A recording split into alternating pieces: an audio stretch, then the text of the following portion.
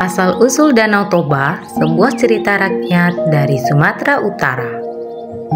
Pada zaman dahulu di suatu desa di Sumatera Utara, hiduplah seorang petani bernama Tauba. Ia hidup menyendiri di sebuah lembah yang landai dan subur. Sehari-hari ia mengurusi kebun dan ternaknya. Terkadang jika bosan, ia menghabiskan waktu dengan memancing ikan di sungai.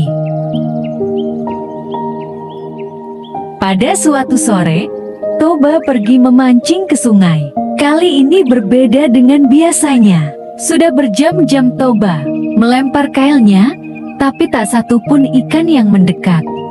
Tauba merasa kesal dan lelah. Namun, ketika berniat hendak pulang, kailnya dimakan oleh ikan mas yang besar.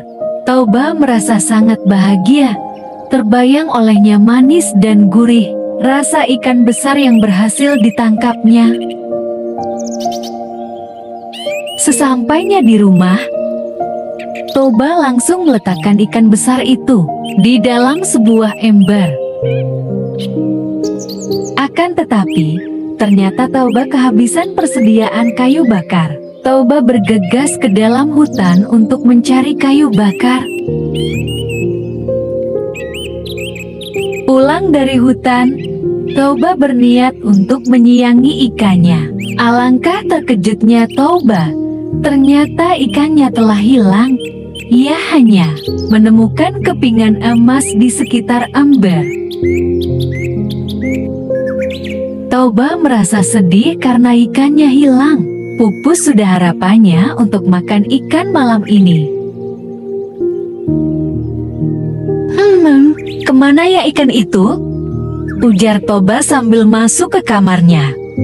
Tauba kaget setengah mati ketika masuk ke kamarnya. Ia kaget melihat ada seorang wanita cantik di kamarnya. Wanita itu tersenyum manis kepada Tauba. Tauba hanya terperangah di depan pintu kamarnya. "Kakak kau, siapa?" tanya Tauba gugup. Wanita itu tersenyum, kemudian menjawab, "Aku adalah jelmaan ikan yang kau tangkap tadi, dan kepingan emas yang di dekat ember itu adalah sisiku." Setelah menjelaskan asal-usulnya, Tauba paham, dan rasa takutnya pun hilang. Mereka memasak makan malam bersama dan makan bersama. Keesokan harinya, setelah makan malam, Tauba menyampaikan maksud hatinya. Ia berniat hendak menikahi perempuan itu. "Baiklah, aku terima lamaranmu, tapi engkau harus berjanji satu hal," ucap perempuan itu. "Janji apa yang harus aku penuhi?" tanya Tauba. "Jika setelah kita menikah dan mempunyai anak, berjanjilah untuk tidak memberitahukan asal-usulku kepada anak kita kelak," ujar perempuan itu. Tauba pun mengangguk dan menyetujui persyaratan itu. Keesokan harinya, Tauba dan perempuan itu pun menikah. Mereka terlihat sangat bahagia. Tak lama berselang setelah pernikahan, mereka dikaruniai seorang anak, bayi laki-laki yang sehat dan tampan. Anak itu mereka beri nama Samosir. Samosir tumbuh menjadi anak yang sehat dan periang. Hanya saja, karena selalu dimanjakan oleh ibunya, ia menjadi anak yang nakal dan tidak mau membantu orang tua. Setiap hari kerjanya hanya bermain dan bermalas-malasan. Samosir juga sangat sukar jika disuruh untuk mengantarkan makanan ke ladang untuk ayahnya.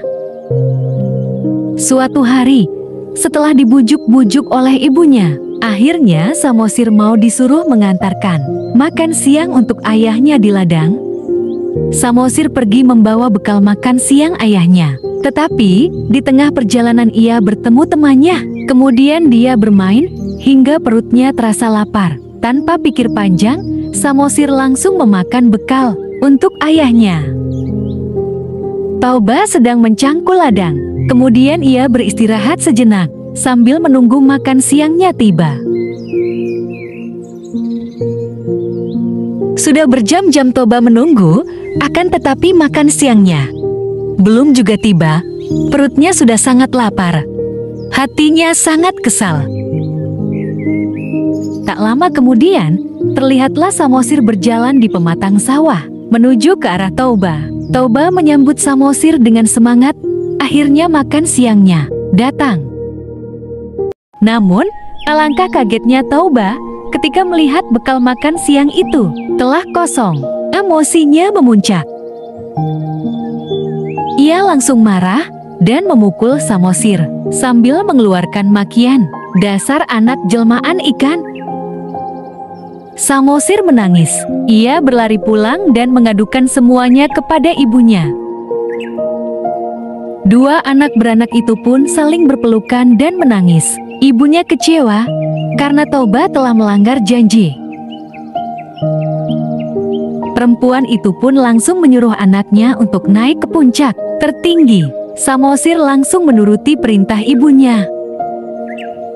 Dengan berderai air mata, perempuan itu berlari ke tepian sungai. Tak lama kemudian, petir menyambar di langit, hujan deras pun turun. Perempuan itu pun melompat ke dalam sungai dan berubah menjadi wujudnya semula, yakni ikan emas yang besar. Tak lama kemudian, air sungai pun meluap hingga menenggelamkan lembah yang subur. Toba pun tidak dapat menyelamatkan diri dan akhirnya ia tenggelam. Akhirnya desa di lembah itu berubah menjadi danau yang kini dikenal dengan Danau Toba. Sementara pulau kecil yang ada di sana dikenal dengan nama Pulau Samosir.